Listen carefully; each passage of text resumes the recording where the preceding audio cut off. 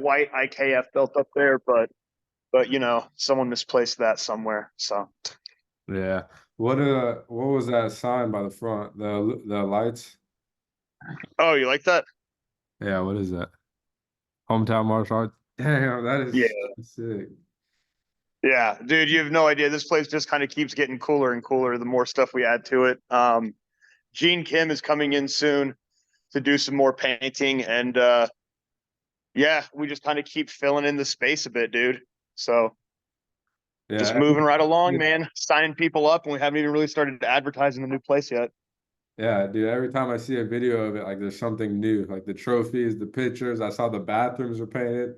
Dude, the bathrooms are like the nicest bathrooms. The mural in there, I Dude, was like, oh my God. That was super sick.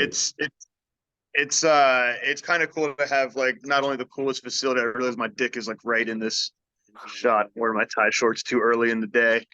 Um, but yeah, we also like we not only have like the nicest, cleanest, dopest looking spot. We also have like the coolest bathrooms. Yeah. Hell yeah. That's what's up. What's been going on? Oh man, just watching this place grow. Like there's some days where like Talia already sees it too, where it's like, oh man, we can definitely pack this place out. I'm like, it's already kind of started. Yeah, Yeah. like we've added more jiu-jitsu classes. Uh, big coach announcement drop. We got Evan Arredondo. He just Oh, moved back to the area. So he's coming in, he's doing some personal training. He's running the MMA class Saturday mornings. So that starts next week. And yeah. then my dude Max was supposed to hop on with us this week, but he went back out to Colorado. But he said he's going to head back to Mexico for a bit, and then he's going to come back here for like a month. And Tully and I, like he's got some really good insight on like how to help us build an even better like team and stuff like that. Has some great insight for coaching at the highest level. He was a member of the Fairtex fight team and lived in the dorms out in Thailand and still goes out there all the time. So we're gonna have him coming through for like a residency to like help me just try to see what I can do to get everyone here to the get him gooder, you know. Yeah, like you mean like when you say build a team, like a fight team, like build a group of guys that goes out and competes?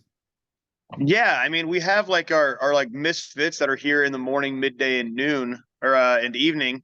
But yeah, really just see what we can do to just to help kind of get everyone else on the same page. Like we got Eric coming on to help out with strength conditioning just because we have the room to do a lot more with this space now. So I know like the class schedule and me being here even more now, it's kind of easy to still work with fighters throughout the day. But I think it would be good to have someone that can help me like oversee the training session so that it wouldn't take away from like Hunter or like you when you get back, stuff like that, where it's like I can still have someone that can help me like assist with coaching these guys and you guys for the bigger tournaments. Yeah, you think you guys gonna implement like a fighter training program, like where it's I class? mean, we're still gonna keep it like a bit more like how we do, where if you want to fight, show me that you're doing the extra work. Yeah, You know, I don't just let anybody fight. We're doing stuff with bringing in new sanctioning bodies to run some events out of the gym to help build up like a newer crop to see who's interested. You know me, like I don't force anybody to fight. I kind of encourage like, hey, if you train long enough, fight once or twice. Um, but yeah, just having someone that can help me with just having experience of competition at a higher level as well. Like Max just operates at a high level. I am like some redneck from Raleigh that figured out punching and kicking inside a fucking square, like on my own, you know? And I'm always learning and like I get to see like my students learn new stuff, meaning I get to learn new stuff. And so it's nice to have like someone that I can bring in that could help me like just even like redirect my classes in a tighter direction, you know? yeah, and like I feel the only thing missing before was strength and conditioning. So now people who want to fight, they basically have everything they need at the gym, like the bag classes for conditioning. They've got normal Right, Muay Thai conditioning classes classes. for conditioning. Yeah, like the Yeah, classes will still be conditioning technical, classes. and adding advanced classes really helps me like tighten up the new people that walk in too. Yeah, Like Max, I explained to him and I explained to Evan like how I do my pad work style, and it was like creating a pad work style that can help you in your program. like how I do my automatic my autopilot like jab, teep, inside low kick. They were Yeah. just like, oh shit, that really helps you kind of just like make people always navigate through it. And now I get to like tighten up that format to fundamental classes and advanced classes. So I'm super excited about what I can start tweaking with that. Yeah. That Pad all work, starts pad yeah. work is super different here. You don't do much on autopilot. It's almost everything they call is what you throw. Like, I don't throw a lot of Yeah. team pad work, like inside low kicks. They'll usually just call it. And they'll expect you to throw 100% here on everything. So Yeah. even if you're like slacking, if you like throw like 50, 60, 70% on a roundhouse, they'll tell you to throw it again and they'll like yell at you like Yeah. throw it with power, throw it with power. That's like a huge difference in pad work between over there and here. I kind of miss like the way you guys would do pad work and the constant autopilots because it's way harder when you throw everything with power. Yeah, I mean, like it is good to have those power reps, but you know, having the mix up of classes allows me to make, you know, how I mean I believe in technique first. I like Yeah, technique and application first. Having bags will be a great way for people to get really good. Sorry, Courage is just going nuts, like running in circles right next to me right now. Um but I think that having like the those classes, I can make people tighten up the technique more, but then the advanced classes we can do more power reps. Some days the fundamental classes, like we do our power reps. The bag classes to me are where people really just drive home power constantly. You know, I like technical pad work because I feel like you can still learn a lot from pad work. Yeah, learn to throw hard, but like learn to move with it too. It's really hard to move with power. yeah, that is true. How have the advanced classes been? Like who's been showing up? Like how's it been teaching those So people? we haven't started that yet. That starts in June. Oh, okay. Okay. So right now it's Yeah, just yeah. the So right one. now we're still on May has been the same schedule just Mhm. because this is our first month settling in. Yeah, Um and getting comfortable with doing stuff like BJJ and Muay Thai going on at the same time on some evenings. yeah, Um but yeah, we courage. Yeah, that the advanced classes start in June. Same thing with like Evan's class, a few more MMA classes. But yeah, I've had a lot of good feedback from people getting excited about that. Makes me wow. happy. Yeah. Yeah. Dude, speaking of MMA, I saw there's some matchups that just got announced. Like Addison's going pro. I didn't know that. Yeah. I just saw Since that. going pro, I had no idea. So Oh, that's you cool. didn't He know? and Brent Williams have been mouthing off to each other, and I was like, "All right, man. If you guys want to do it, go for it." Yeah, but it's interesting because the way they are promoting on social media makes me want to actually go and like I'm invested in it. I'm like, oh shit, Addison's saying this about him and it's pro, which is like so do you think Addison's had like what 5 or 6 fights? Do you think that's enough fights in MMA to go pro? So he's had, I think, like 6 or 7. He's also done the right thing where he's got a lot of experience in kickboxing outside of it. When I say a lot, I mean he maybe has like 4 or 5 kickboxing matches as well. Yeah, He's been competing in PKB since he was like 15. He's got jiu-jitsu tournament experience, so he's got a lot of good reps on top of like that fight record. Like with MMA, you don't need to have like 26 amateur fights. You yeah, know, I think that if you have anywhere from 7, 8 to 10 amateur MMA fights, but you've also got boxing, kickboxing matches, jiu-jitsu tournaments like inside that, that's a good base, man, over like, 4 or 5 years. yeah, MMA is wild because there's so many things that you have to do in MMA. It makes it kind of easier to go pro with that. Where stuff like Muay Thai boxing is very specific. You really got to sharpen and dial it in to go pro with that. MMA, it's kind of easier to go pro, it seems. But I think I think these guys both have a lot of experience. Just seeing them both fight at a 5-minute round pace will be interesting to see. Because yeah, like Addison's very explosive in a 2 to 3 minute round. yeah, That's hard to do in a 5-minute round. yeah. What is it, 3 5s? Yeah, 3 5s. Yeah, yeah. And that Brent, I mean, he was doing kickboxing. He just lost the title, right? Against the guy Vic's fighting. Yeah, he fought Osvaldo. Which, Yeah. man, like watching that fight, I really thought Brent could have won that fight if he had just committed a bit more to attacking Osvaldo's body and legs. He got caught up too much in the boxing exchanges of it. Oh, okay, I didn't see that fight. So how do you think the fight's gonna go with Oswaldo and Vic? Real good. Yeah. Oh, real good. Like, Yeah. I mean, I rewatched the fight yesterday and just looking at Vic, so much of our stuff has been like maintenance and fine tuning. He has a lot of good experience. So it's just been like dialing him in. And he realized he's at that point where he even said he believes in himself more because he knows he's training like a professional. Yeah. Like he's dialed in his training schedule. He knows what he was doing too much of before. He knows now like a bit more about where to keep his headspace during a training camp. Like don't get too caught up in the bullshit. Like learn how to really focus on yourself. Yeah, that's true. So You think he's gonna be yeah, coming he's over and coaching? say what? Or do you think he's gonna be coming over and coaching like kids classes and stuff? I mean, there's been some rumors Yeah. that we might be acquiring a new kids coach. Oh, okay. There we go. Yeah, there's been some rumors about that too. Wow, bro, that's sick. I'm excited to come back and see Evan coaching MMA because that's like an actual MMA program where it's like a guy who's been at that like very, very high level who's gonna be coaching and Yeah, like putting together jiu-jitsu and Muay Thai, which before it was you doing it, which was still good, like a lot of shoot boxing and stuff like that. I'm excited to see who comes in just for MMA. and we're adding in. So we now have we're adding in a couple more MMA classes as well to have way more of a set MMA program. Dylan's doing a Tuesday night wall work class, Hmm. like a class just on wall work, and I'll be there to help people work into entries and maybe strikes on the wall, stuff like that. Yeah. But Dylan will be running that, and then I'll still be doing Thursday night, and then we'll be doing a Friday night. We're looking at also adding a potential Friday night MMA sparring class, but if we're doing Saturdays, I think that we'll keep Saturdays for MMA sparring.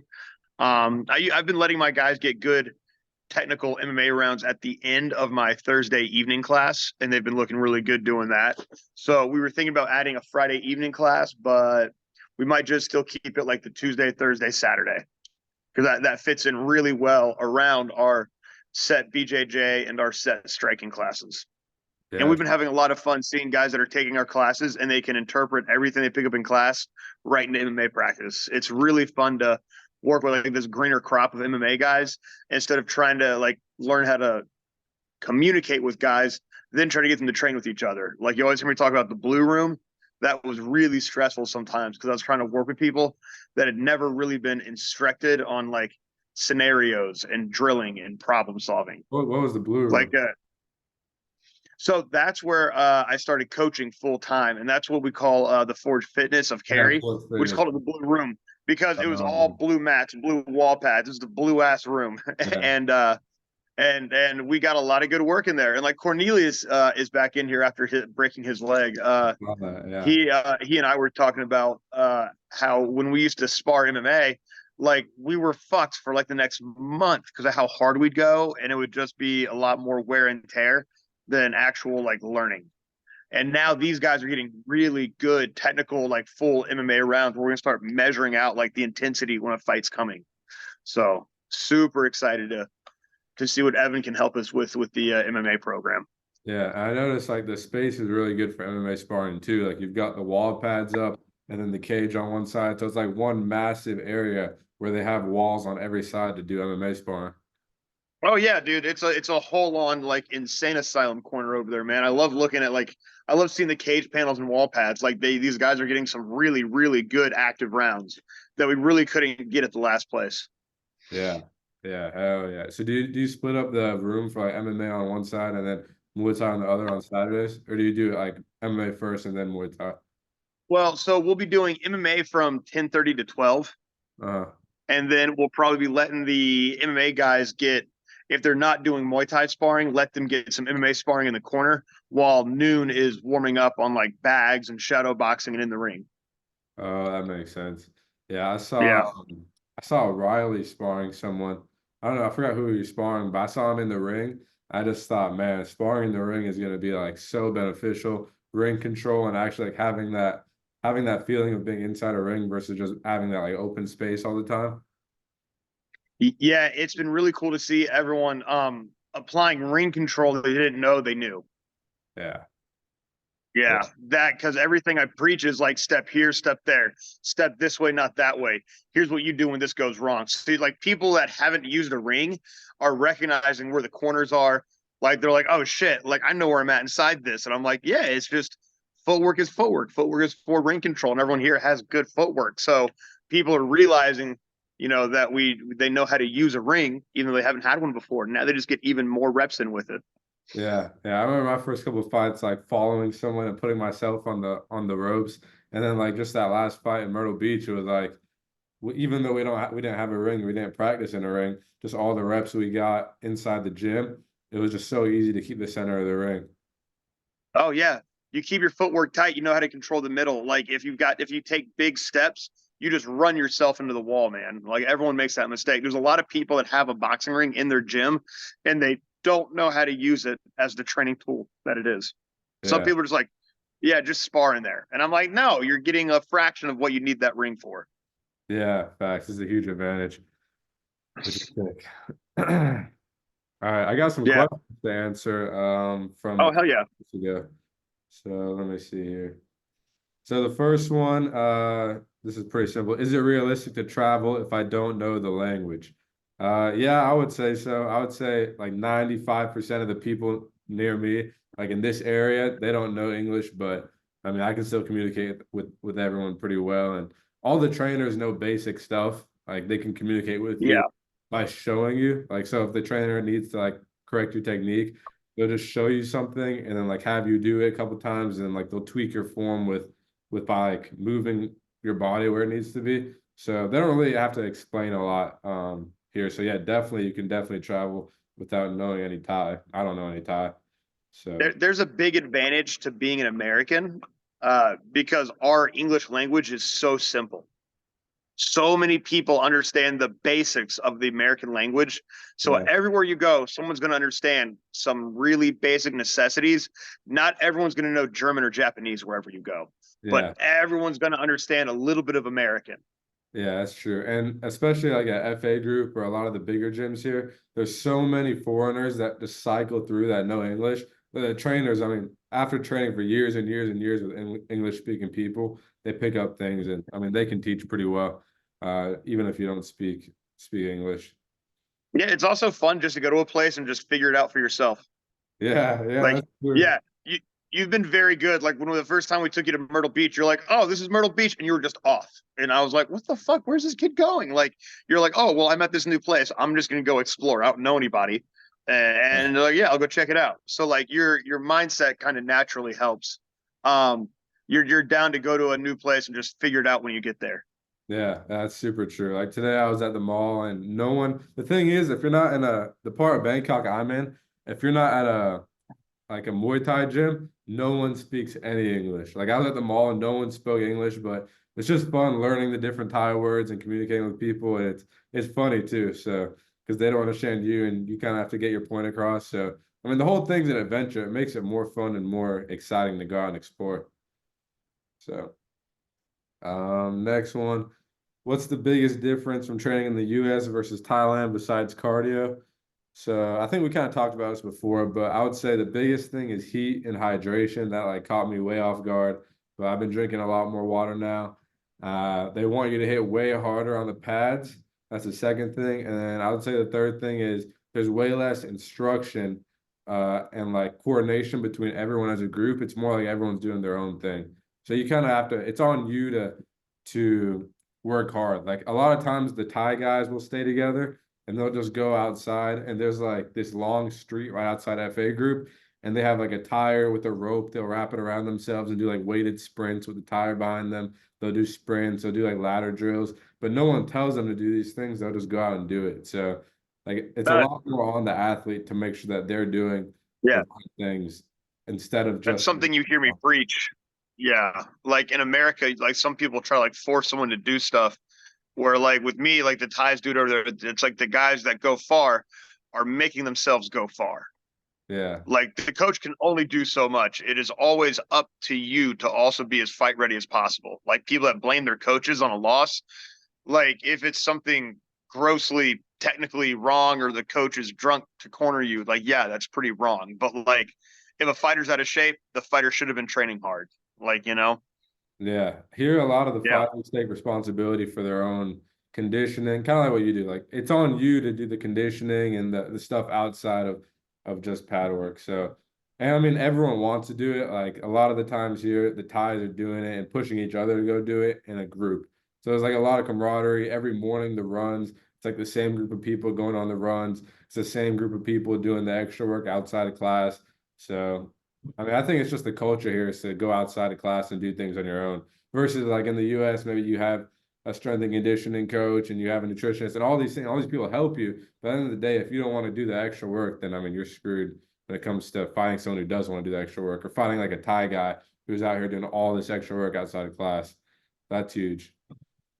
yeah, you were definitely starting to notice the feeling of what it felt like to face people that did part of the preparation, and then like you're doing all the right parts of the preparation. Yeah, yeah, huge difference. And then Yeah, but there's levels to it too, because now I'm here and like especially the first week I got here, I was shocked because there's so many people here doing a lot more than what I was doing. Like after every Muay yeah. Thai class, they're running sprints. After every Muay Thai class, they're hitting like calisthenics and weightlifting, and they're always taking vitamins and like drinking enough water, and they're running twice a day, and they're hitting the sauna and the ice bath every day. It's like there really is levels to it. And especially if you're in the US, you don't see people going to that extent. Because I think like in the US, a lot of people do it for a hobby until it's not. But here, the people start out, Yeah, all right, this is my life from day one. This is my yeah. life for like decades and decades. Like there's kids here that are, like can barely walk who are just training Muay Thai twice a day out in the heat, doing more than a lot of the people, a lot of the adults are doing. It's like, holy crap, Literally, gonna be yeah, animals. literally built different over there. Yeah. So, and that And 13 when you think about it, like you were still super green. Like you're coming up on like 2.5, 3 years of like training without your summer like sales stuff. And yeah. you were like, oh wow, this is what it feels like to really take this full time now. Yeah, it's not what I thought. It's not what I thought because it's way more like consuming of your whole day to do this full time. It's not just training twice a day. You need to, if you're not eating right outside of training, you're gonna feel like throwing up during training. If you're not Oh drinking yeah. water, you're gonna be cramping really bad. You're gonna be taken away from your training if your whole day isn't perfect. Yeah. Yeah. And like you see like the stress of like people trying to take 2 a days serious and then they have their 9 to 5 in between that. Like that shit is so annoying. Yeah, it is. And It's like you'll learn it's like way easier to be poor and happy than it is to be like frustrated and rich. yeah, exactly. And your I mean, performance is I don't know if better. that's your mindset, but like me, like I grew up pretty humble. So like now I'm just like, cool, I own a house and a gym. Like I am set. Like don't Yeah. need that Lambo. Well, also That shit looks too you're on stuffy. the path to financial freedom just doing what you're doing. You're taking bigger Yeah, I risks, but mean also it's it's paying off financially as well. And you're working the hours to grow something into like a financial, you know, cash flow. well, I mean, I figured that out like a long time ago. I was like, oh, you got to be crazy and you got to be okay with not sleeping. I'm like, all right, neat, I can do that. And then, oh, I can be obsessed with something. Oh, I can be obsessed with this. Like, yeah, and a lot of people don't get that. They don't know what an obsession really feels like. Nah, no. Especially if you're poor, Yeah, not and working like really hard towards something, you're not gonna ever get to the other side of the financial, wall. But if you're poor now and you know you're working really hard towards something, it won't be that way forever, I don't think. oh no, like I mean, I noticed like even like last night, it's like getting to like lay down in bed. It's like, man, look at how far ahead I am with life and everything I'm doing now compared to like even like 4 years ago, 5 years ago, 6 years ago, 10 years ago, 15 years ago, my childhood. Like I'm just like, holy shit, like I got so much more to do. This is awesome, you know? Yeah. Yeah, it's really good to feel all that like that future freedom settling in. Still stressful, but still love it. Yeah, I like see all the pieces coming together. Like every new coach you get, it's like, man, this program that you're building is getting pretty freaking big. Yeah, and it's growing really fast, but we're also just making sure that we put like all the right stuff in place, man. Like just seeing the growth of this gym over the past month and what we're preparing for, like what this gym is going to be by the end of the summer. A lot of people are going to be like, "Oh fuck," like they're really trying to push the edge on shit. And I'm like, "Really, we're just doing what people should be doing."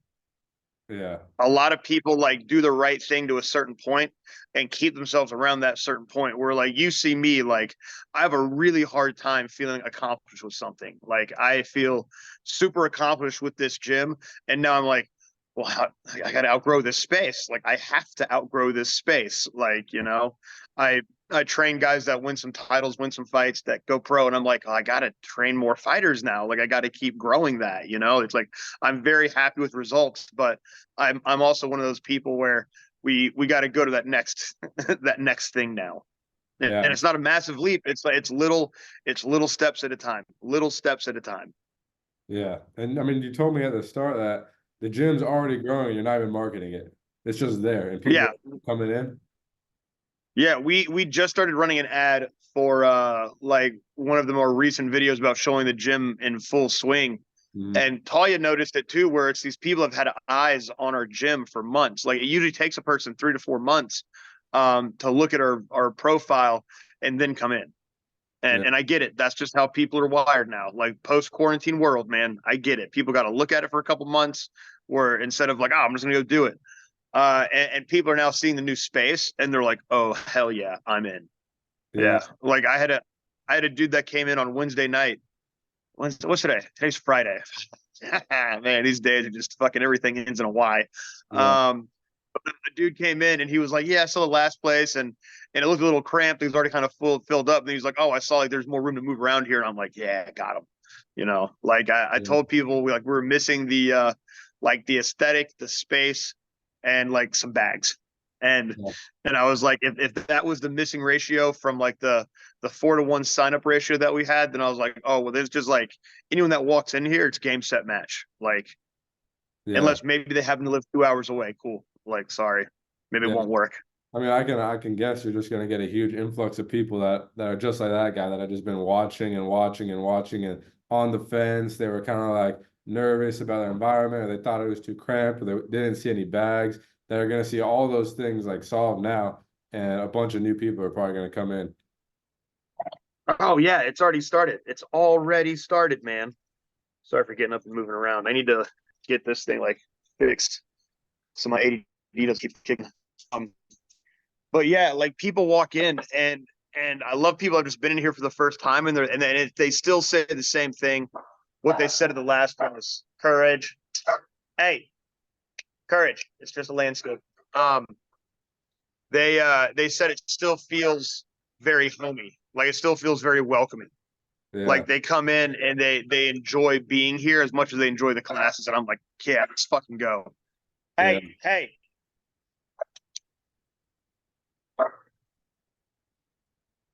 There he goes. I can get his bone. Yeah. This is the vibe too. Like all the like the Bulbasaur on the wall from the old place, the mural. It's not like fight to the death vibe. It's more like anime and all this stuff. It's more like we're just like nerds who like to fight. Nerds about fighting. And that's exactly And that yeah, and being that's what I cool. was going for, man. It's are you familiar with the Teenage Mutant Ninja Turtles at all? Yeah, yeah, Yeah, yeah. I okay. got So that out of it. Yeah, yeah. Jonah and I were talking about the TMNT movies and they show the Foot Clan hangout where it's like this dark, like retro throwback, and there's like a skateboard ramp in there. They're fighting. There's arcade games, and then he realized when he walked, like we were talking about that, we were joking around. Then when he walked in, when it was almost kind of done, he went, "Oh shit, you built the Foot Clan hideout," and I was like, "Oh my god, I did!" Like Yeah. it's a place for like misfits and people that just kind of want to do something a bit different, man. Like the vibe here is no, man. It's very organic. It's not forced either. That's what I really like about it. Yeah. And I hear that from a lot of people, and it makes me very happy that they just enjoy being here as much as they do enjoy training. Yeah. Makes cleaning the mats easier, makes cleaning the bathrooms even easier, man. Like I love it. Yeah, I'll be honest, since I came here, I definitely have missed the vibe of training there. Like it's crazy because since you're the only gym I really trained at long term. I took for granted a lot of the things like the vibe, the people. Like I miss the people a lot over there. Like the chop it ups after class, saying what's up to everyone. That's not the vibe here, and I don't think that's a vibe in a lot of places. Especially, I mean, here there's a lot of foreigners and people in and out, and a lot of ties.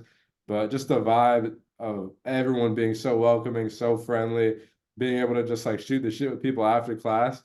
I feel like that's not something you get at very many places at all. Like your gym, and then probably John Shell's gym is the only other gym I've seen that's really like that. Yeah, it's something that a lot of gyms got to like instill in the culture off the bat. Over in Thailand, it definitely is gonna it becomes a bit clickier. Like the Thais hang out with the Thais. You know, the foreigners that have been there for a long time will hang out with the Thais, but Yeah, you'll see it's like pockets of foreign people hang out together. Or yeah. you just kind of find like, hey, this is my battle buddy for the week. Like, all right, Yeah, that's stuff more like how it that. Yeah. is. Yeah, and then the foreigners that have been there for a while, exactly what you said. They're just gonna hang out. They hang out with the Thais, and then the Thais, train them like longer on the path and stuff like that because they're proven to fight and want to fight over and over again. So it's definitely very clicky here. Whereas like I feel like at hometown, it's yeah, sure. There's maybe like a couple of cliques, like maybe fighters, non-fighters, but I really never saw it that way at all. It's more like everyone is super welcoming to everyone. Yeah, yeah, that's exactly what we stress for here, man. Big time. That is a big thing that we push where it's like, hey, you were new at some point, help the new person. Like Yeah, that's really the big thing. Like, hey, if you've ever felt like an outcast somewhere, like help this person like feel welcome, you know? yeah. There's none of If that. you're if you're really attractive and you're jock and you're good at stuff, you're gonna get shit thrown at you for being so good at stuff. Yeah. And it's like the jokes you crack during class, and it's like it's like not serious. Like no one's like uptight about anything. It's all very laid back, very um very like chill. No one's uptight about anything. Yeah, that's just how I can help like relay my message of what we're doing. Like I tell people like this is I mean I kind of relate it to like whenever I hang out with a firefighter, I'm like the fuck you're the most relaxed person but yet you run into burning buildings as your fucking job. Like they have to be relaxed in their free time. They have to be relaxed in their downtime. Yeah. Um their training environment's serious but like they crack jokes. Here, I mean you're preparing for a firefight. So Yeah. don't make it more stressful than it is. Yeah. It's You true. know, I can relay the message. I can relay problem solving through like the environment we've created here. If we drive it home where it's like you might die, oh fuck, like that person's gonna freak out. They're gonna be very tense. They're not gonna learn reactions. They're not gonna learn good habits. They're gonna learn how to force stuff. Your I'm gonna go brother back. misses you, by the Kurd way. is gonna be absolutely huge. Like compared to when I Yeah, was he's starting to so he's small. starting to turn into a unit, man. He is starting to turn into a little pug Boston Terrier unit. Yeah, he's definitely way bigger than I remember last time. Oh, he is so much bigger, man. There's no more him fitting inside my hoodie. Yeah, especially dude, the first day he came in, he was so small. I literally couldn't believe it. I've never seen a dog I that couldn't small. believe it was a real creature. I mean, Josiah thought that it was a stuffed animal, and I was like, no, I'm not that crazy yet. Um, but yeah, the environment here really sets this place apart from a lot of martial arts schools and schools that train people in combat sports. But I feel like that's just kind of we figured out our way of doing what works for us, and we're gonna keep getting better at doing that. Yeah, And that means like attracting the right other coaches and the right other team, like having Dylan and Christian Massaro here for jujitsu. I couldn't have asked for better like two dudes to totally fit the mindset and vibe and structure of how we run classes. You know, like everyone here and like bringing Evan on to like be like the gap between us, like that is like it's perfect. Having Max in, like he met everybody, and he's like, oh shit, everyone's just a bro, and I'm like, yeah, totally. Like we're all good bros, yeah. not That's like those I don't know lacrosse bros. Oh, there's some lacrosse bros here. how is West still doing boxing Tuesday night? Yeah, he's still doing Tuesday night boxing. Oh, nice. How's the boxing program Yeah, looking? and then How's everyone doing? Like, dude, those Tyler's classes have been absolutely packed. yeah, yeah. Right before Absolutely I left, packed. like literally, I think the day I came in to say goodbye, it was like a boxing class, or the boxing class was just ending, and it was a packed house. Like, and a Yeah. couple classes I saw of boxing were just absolutely packed compared to like even just like 4 or 5 months ago where there was just a couple people and it slowly grew and grew and grew. And the first like maybe like the first probably like 5 6 months it really didn't grow that much. It was very slow and steady. Then it just exploded. I feel like after like 3 months ago. Yeah, I mean, it takes like that little like gestation period for something to grow. Like evening jiu-jitsu classes, man. Like shit, since just moving in here, and even MMA classes in the evening have been a steady like 10 plus groups. Wow. Which like, yeah, like, I mean, Dylan remembers like there were a couple months like sometimes like there's no one there for evening classes, like, oh, shit happens, you know. Yeah. But now, steady, huge group, no, not say huge, but like, you know, for what it was not too long ago, it seems like consistently to have people like 10 to 12 people every class is like the minimum, is Yeah. huge from it being just two or three. And then like Christian doing noon classes, that's been awesome because he has people showing up to that. 9 a.m.s were hit or miss. Noon classes, couple times, no one shows up. Now he's got like set dudes that are always there for noon class. Yeah. And you just see it growing and growing from there. Yeah. I guess it takes time to get like the regulars who just fit it into their schedule and they come every time. Yeah. Yeah. Like, yeah. All right. Let's see. Next question. What's one skill that is crucial to you in Muay Thai? I mean, one skill that's crucial. I'd probably say consistency. Like just training every day or like 6 days a week and not taking days or weeks off at a time for things that you can avoid. Even just like little things. Because then once you slip once, it becomes easy to slip again and again and again. And I think just being consistent and having like a growth mindset, not getting upset with yourself or teammates if you get beat in sparring, or like getting frustrated, and just knowing that there's ups and downs with it. And so you accept that and then come in every day with the same mindset. I'm here to get better. I'm not here to beat my teammates. I'm here to beat who I was yesterday. And I think if you have that mindset, it becomes easy for all the other skills to accumulate, like the skill and the technique and the power and the conditioning. As long as you're coming in every day, those things will come and they'll come naturally. What do you think? Yeah. Consistency is a great one. I was going to say, like learning and comprehension. Yeah. Or I'm sorry, listening, excuse me, not learning. Learning is a part of comprehension, but like listening and comprehension, kind of like combining those together. Um, you know, like the consistency, everyone's going to have their own levels of consistency. They also have to learn how to like listen to like finding out what their levels are, comprehending like what being tired is, you know, Yeah. like you're starting to see people come in here and this is the first physical thing they've ever done. Yeah. Like, and so they just have to listen to what's going on and learn like, hey, what am I going to get out of this? Like, what is this going to do for me? And comprehending like what they're getting into. And through that, like you learn like the consistency. Like you'll learn how like I should schedule my rest days, how I should schedule my heavy work days, how I should do my diet. Like I just tell people like come in and be okay with listening. You know, listen for something, like listen out for the thing that that that sparks you, that motivates you. Like I just tell people like listen to something that clicks. Like listen for the thing that makes sense to you.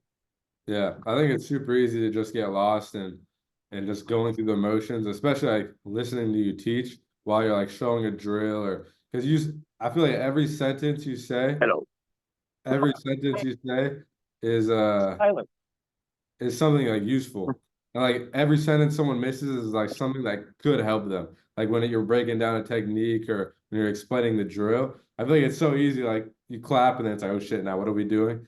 Versus like really taking in everything. Talia, Talia. Yeah, yeah. Like Jack who just competed against Christian at Toro Cup, when he started, Yeah, he got good so quick. And I asked him, like, dude, what are you doing? And he's like, yeah, I just go home and I get a sheet of paper and I write down a map. Okay, if they do this, I'm gonna do this. And if they do this, I'm gonna do this based on what we learned that week, the technique. And I'm like, dude, no one I know has done something like that. And he got good so quick because he was able to hear what John was saying and then map it out on paper. And so he knew exactly where to go for every little thing instead of just coming in and going through the motions and then forgetting it the next day. that is a whole different level of note taking and problem solving right there. Holy shit, dude. Yeah. I mean, and he was like, and just recently he like fought against a black belt from Elevate and beat him. And he's only been training a couple of years. Damn. Yeah. Jesus Christ. I didn't know that dude was that good. Yeah, no, he is. I don't know who the black belt at Elevate is, but I remember I went there to do some sparring, and I was mentioning like how I'm trying to get a fight, and this is when everyone was like turning me down when Fight For was available, and the black belt there came up to me and was like, "Oh, I heard you're looking for a fight. What's your record and all this?" And oh yeah, I know you from Trevor's gym. And I had a conversation with him, and he was the one leading class, like the leading black belt. And then Jack started jiu-jitsu after me and went and had a 3-match series with him and beat him twice. It just goes to show if you're intense in the amount of time you're training, I mean, you can get good so quick. So I would definitely say listening and comprehension is freaking Yeah, huge. I mean, look at you in like your tournament. Like you fought two guys that had 20 fights. Yeah, You fought two guys that have literally 3 times your fight experience like that. And it's just like you were just focused on applying and the problem solving and comprehending it, you know? Like I yeah, feel like people here do grow at like the people here grow really fast in the IQ department. yeah, yeah, Yeah. With like the way we teach classes, but I tell that's just me as a coach. I know if a person can comprehend and understand and process what I'm telling them, they're gonna be able to apply it, you know. mm, Now that application, like in the moment under the lights, like that's different to each person. yeah, But like to me, I'm like, I just want people to understand what the fuck we're talking about. yeah. And they And get to apply it every day in tech sparring, which is something I miss a lot. They don't. I mean, sparring yeah, literally twice a week. really interesting. Yeah, because it's either boxing sparring, clinch sparring, or full Muay Thai sparring. And full Muay Thai sparring is just 2 classes out of the 12 from the week. So I do miss tech sparring a lot, applying like what we learned that day in class into like live rounds. Yeah, it makes a big difference for what sticks around and what doesn't. Yeah. Oh yeah. All right, let's see. What are my routines now? So routine now is in the morning is a run. They do a run every single day at 6 a.m. Right after that is training. It's sparring at first, either boxing, full Muay Thai, or clinch. And you go into pad work. And then usually in the middle of the day, I'll take a nap, I'll eat, I'll read, and then training again in the afternoon. Same thing, you start by sparring, clinching, boxing, or full rules, and then pads again, and that's usually done around 5:30, 6. I'll come back, eat, and then go to sleep. So it's the same thing every single day, same exact thing, just like, and then like sometimes I'll lift weights, but a lot of times they'll do like weightlifting at the gym. So like right after class, they'll have us do body weight stuff. They have a couple dumbbells, they have a pull-up bar, so we'll do like pull-ups, and then after class, some days we'll stretch too. So yeah, that's what we do. No, yeah, I feel like that's like your normal schedule you were kind of on like before you left. Yeah. Yeah, really similar. Just basically 2 days, and then in the middle of the day, like sleeping or yeah, sleeping and eating. Really, it's like the All right. full. I love seeing people fall into that 2 a day schedule. I love seeing people start doing something twice a day.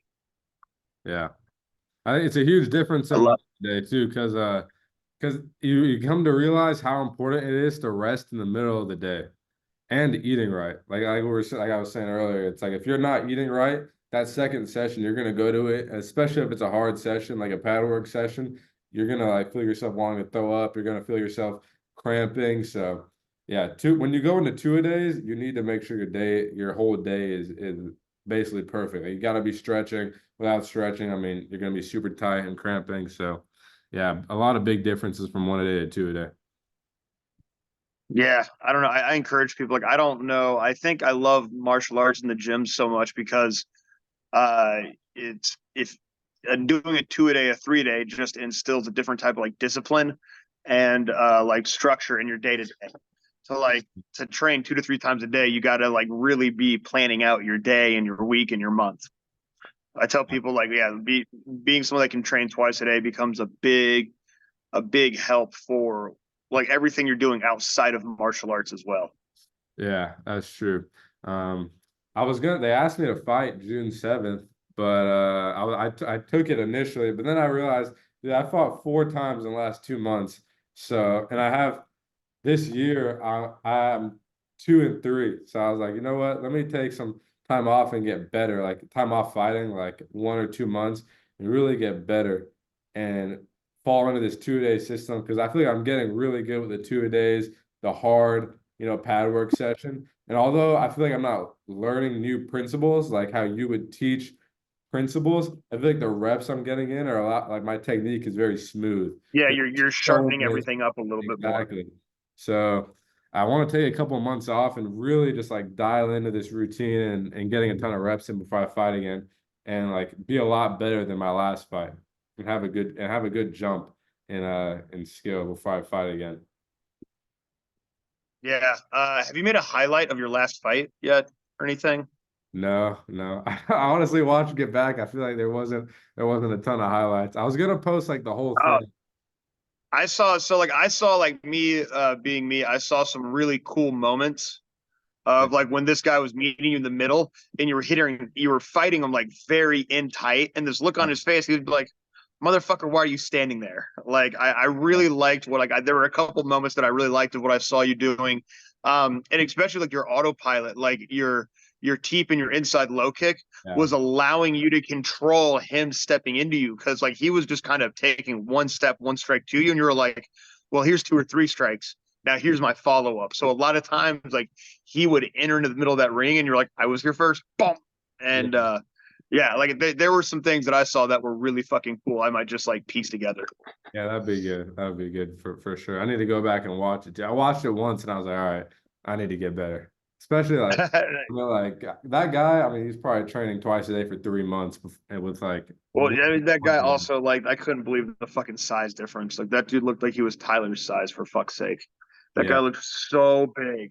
yeah, he was definitely a big dude. And my coach here wanted me to fight at 75. I was like, nah, like, I don't want to do The that. fuck? Why do they want you to fight so big? Are you walking around under 170 now? Like, no, I'm still like 175, like 170 to 75. So like around like 78 to 80 kg. They don't want you cutting a lot here because it's the same day weigh-ins. But I don't Yeah. want to fight till I'm walking around 75, which will probably not be long. It'll probably be end of this month or start of next month or like that weight starts to Yeah, come I can see you competing sub 170 pretty easy out there. Yeah, yeah, for sure. Like by the time I come back, like 8 months from now, I want to be walking around 65, easily getting like 55 on the weight cuts, and then being able to fight at 50.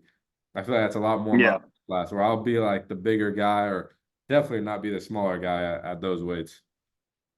Yeah, 55 is definitely a weight class that you can grow into really well. Yeah, yeah.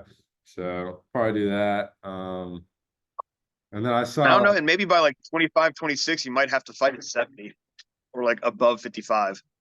Yeah, we'll see how it goes, especially with like the strength and conditioning, doing that consistently. I've noticed like putting on muscle and that weighs more than fat.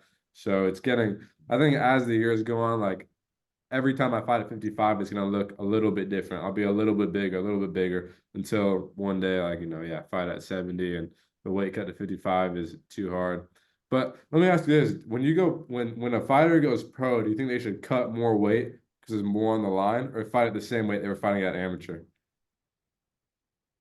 I mean, being an amateur helps you kind of determine what weight you're going to be fighting at as a pro. Yeah. You need to go ahead and find a weight class that you know you can do well with a day before weigh-in. Mm. Since like that's what the pros normally do here is that day before weigh-in. Where I was talking to like Sam and Ty, man, like those two really are 35ers with a day before weigh-in. Yeah.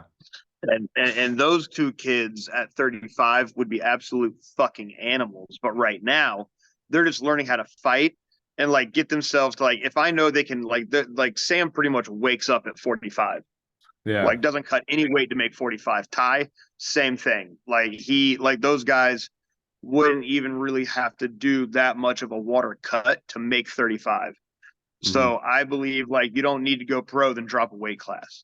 Sometimes guys are going to go pro and go up a fucking weight class. Like, but it's also that's what you guys that start in like your teens to early 20s start figuring out, all right, what is my body starting to settle into?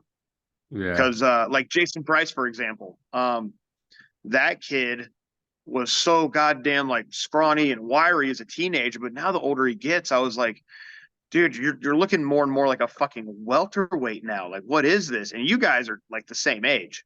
I've Yeah. just known him for so long and seen him grow from like 13 to Yeah. now 22 or whatever. And I'm just like, dude, you're looking like a fucking welterweight. Like you're looking big, you know? So Yeah. that's why even you, like you might, because you started lifting and working out at a young age, your muscle density could fill in. Like you might either be a big 55er or you'd also be a very well built like 70.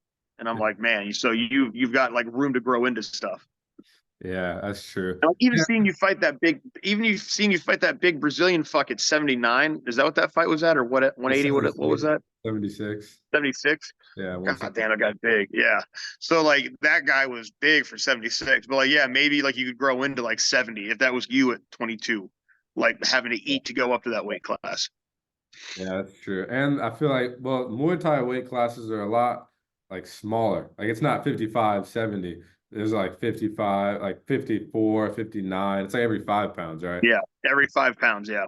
Yeah. But I did watch D Riddick and Sam. I saw their MMA fight, and that made me want to fight MMA. I was like, man, these are the guys I've been fighting. Did you see that fight? You know what fight I'm talking about? Uh, They fought on, well, like so Sam's fight from Fight for It, no, it was, I think it was on and then Conflict. It was D Riddick. I think that's his name. and Sam K starts with a K. Yeah, yeah. I saw them fight. Yeah, And then I saw, Sam Klepak. yeah, yeah. I was like, man, that just looks so fun. So I'm thinking about while I'm out here, before I leave, going to it might even be sooner rather than later, but going to a gym that's like an all-around MMA gym that has no gi, wrestling, MMA, and Muay Dude, go to look up Bang Tao. Thai. I've heard of them. I've heard of those guys. Yeah, so get this. It's these two brothers. Oh fuck, why did I just forget their name? Um damn. I just spaced on their names. I hate myself for that. You've I told talk me about them all the fucking they're from Durham, right? Hickman. Yeah. The Hickman brothers. Yeah. Okay. They both wrestled at Riverside in Durham. Like they and then now they run like Bang Tao and they're the wrestling coaches for like Israel Adesanya and Volkanovski and Bang Tao is a super good spot to go check out. Like Tiger, you might not get a whole lot of good work at now. There's a lot of good people there, but it's got like a little bit too commercialized. Yeah, That's I what I've heard, been hearing from on people. that. But like Yeah. Bang Tao, man, if you can get in over there, hell yeah. Try to go hopping over there and pick their brains. Yeah, I definitely will. I mean, because like 8 months, like if I were to, let's say next month, go start doing no-gi jiu-jitsu every day, I mean, by the time I come back, my no-gi jiu-jitsu would be pretty sharp for 8 months every single day. So yeah, I was thinking about that like this week too. So we'll see. I'll go check them out. You know where they are? Is it Bangkok? No idea. Yeah, I'll look it up and I'll see. But yeah, that would be cool. I feel like there's a lot of good 55 matchups in um in North Carolina right now.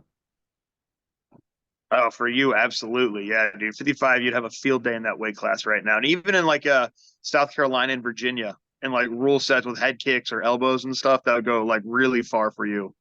Yeah. Yeah, especially fighting with elbows here and like no elbow pads or anything like that. I feel like that would be really good in Virginia. Yeah, I mean it is just preparing you for pro at whatever you want to do. Yeah. So now Addison can't fight kickboxing anymore unless it's pro because he's pro in MMA. Yeah. How it works. So once you go pro in MMA, now you're pro in all the sports. Yeah, if you're a pro boxer, you're a pro athlete. Like a lot of guys will go pro with a boxing match just to go pro and then stick to kickboxing, MMA, all that stuff.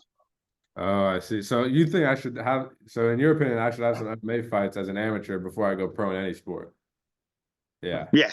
Yeah, That would, absolutely. Yeah. I mean, you've already done the combat sambo, but it'd be good for you to have a couple like amateur MMA fights because then you might just be like, well, fuck it, I'll just go pro with MMA. yeah. Yeah, that's true. So do you think you're gonna have like pro MMA guys out of hometown, like probably this year or next year, like Sam or like Ty or No, like, I mean that won't be this year or next year. That's maybe like 4 years down the road or something. oh, damn. Word. I mean, like those two guys are young and they're still learning a lot. So yeah, but I mean, it's also up to them. Maybe they go pro sooner. So when Sam started doing striking, he never even thought about doing Muay Thai or MMA. Like he was like, oh, okay, I'll just do it. Fuck it. Yeah, So it's true. Nice. All right. This is the last question that I got. Based on your experience and what you picked from others, what is the best way to implement sparring considering things such as efficiency, and long-term health. How should it be done and how often?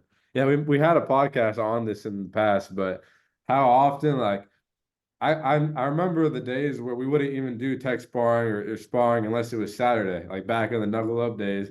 And now I can't even imagine that. Like tech sparring every day, it just was so ingrained into me before I left. I think sparring every day is totally fine, but the difference is you don't want to go hard every day. Hard maybe once a Yeah. week, or like if you're prepping for a fight, you can really turn it up. But I think getting practical application of what you learned in tech sparring every day is more than enough, or like that's totally fine. I think that's a good thing too. I miss that.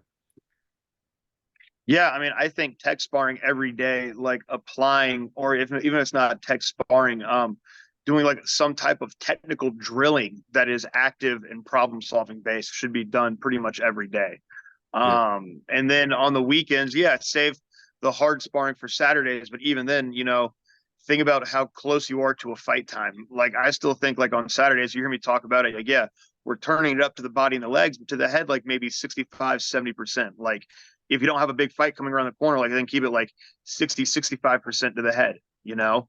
If you think that if you have like a fight, maybe you're like a month out, 5 weeks out, you could do like 2 back-to-back weekends of hard sparring and then give yourself time to rest. But I mean, I think Saturday should be a push in like pace and intensity, but like overall like fight based sparring should only be done like maybe twice during camp. yeah. I think like one Camp, of the like yeah, always training, like maybe like once a month. Like if you're an active fighter and maybe you have like a 3 week gap or a 6 week gap in between some tournaments, like 3 weeks of ramping it up, hard sparring, then 3 weeks to like taper back. yeah, sure. It's good to know what it's like to get hit hard and to throw hard. Because like if you're gonna try to throw hard for the first time, you're gonna realize that when you miss it, you have to have a good reset. You're gonna go off balancing yourself and stuff like that. But the biggest thing that I got from the Saturday sparrings is proving to myself that I can go like hard rounds and push myself even when I'm tired. It's not so much the fact that I know I can take a hard hit. It's I know when I'm tired, I can keep going and giving myself that confidence in my conditioning. So if you want to fight, I would say that's the biggest thing I got out of hard sparring. It was really just pushing myself mentally. So yeah, Yeah, no, like that didn't be like if you do everything right, your body is prepared for sparring to take the beating and recover from it. So then it becomes more mental than anything. It's like long distance running. yeah, After a while, your cardio doesn't improve all that much from it, but like mentally, you're becoming stronger. yeah, yep, yep. That's true. That is true. Yeah, a little bit of truth, a little bit of truth with that one, just a little bit. Yeah, facts. What time is it? All right, it is almost 9 o'clock, and people are starting to roll in for the 9 a.m. class. I think the newer space people are showing up earlier now. It's weird. So Oh, I saw you made a new Instagram and started posting the clips on there. Little personal Instagram, Trev the punching bag is back. yeah, just going back to that trip, the punching bag, where I can post like dumber shit or like stuff about like upcoming mics and whatever. Yeah, Yeah, I saw that. That's cool. So, but yeah, I'll go ahead yeah. and I have to rebuild my old trip. The punching bag page had like over 3,000 followers, and then I tried to raise money for the Ukraine, and then it got shut down. And I'm like, God damn it, come on. So yeah. There was a lot of good clips on there, the old days, and you had like so many posts, but it I was know I had some really good like goofy content videos on there, and so like that's what like that Trev the punching bag thing is gonna just be some little projects I have with like other like local comics and stuff like that. nice. Keep the hometown page for like the gym based posts and fight posts and stuff like that. And I just got my Trev page for just like silly shit. Yeah, cool. Sounds good. All right, well, I'll go ahead and upload this real soon, and then we can we'll do another one next week. All right, dude. I'll keep stalking you later. All right, peace.